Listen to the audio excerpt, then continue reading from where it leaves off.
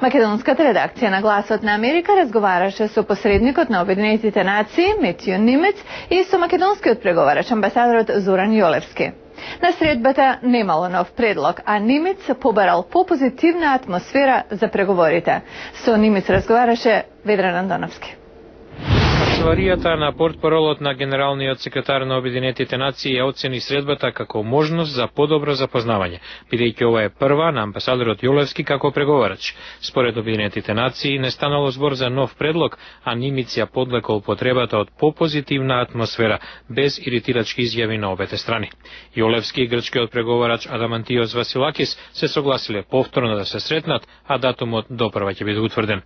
Нимец очекува преговорите во иднина да станат по-конкретни. At some point, what I'm hoping is that we go from Се надевам дека во одреден момент ќе преидеме од генерални позиции на по-конкретни преговори за специфични идеи, со цел да испитаме дали може да има некакво компромисно решение. Test whether there might be some compromise solution here. Посредникот на Обединетите нации не сакаше да коментира дали промената на власта во Вашингтон ќе има влијание на преговорите во контекст на фактот дека грчкото лоби во САД е мощно активно во прикажување на председателот Обама и подпредседателот Бајден како политичари кои ги поддржувале и се очекува да продолжат да ги поддржуваат грчките интереси.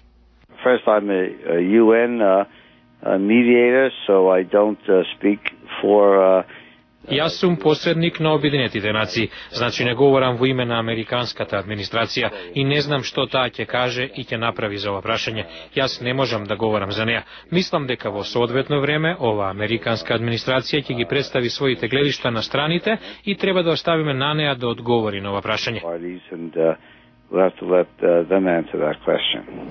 За неодамнешниот предлог на меѓународната кризна група, Македонија под референцата ФИРОМ да биде примена во меѓународните организации, а Грција да се откаже од заканите со вето. Нимец кажа дека со голем интерес го прочитал извештајот, но дека на крајот се работи само за предлог на невладина организација, дека разбира што таа вели, но дека такво нешто не се случува во реалноста. Дали во овие преговори треба да се преговара за нешто друго покрај името? Дали Македонија или која да е друга земја воопшто треба да преговара за својот идентитет, јазик или шанси за прием во НАТО и Европската унија? Нимец одговара. The way you phrase the question is a very difficult question for me to answer. Начинот на кој го поставувате прашањето причинува да биде многу тешко да одговорам на него. Она што ќе го кажам е дека може би има аспекти на прашањето што се наоѓа на маса. Се разбира, главното прашање е името на државата. Нема да коментирам на опфатот на преговорите или пак што е можно, за што земите треба или не треба да разговараат или да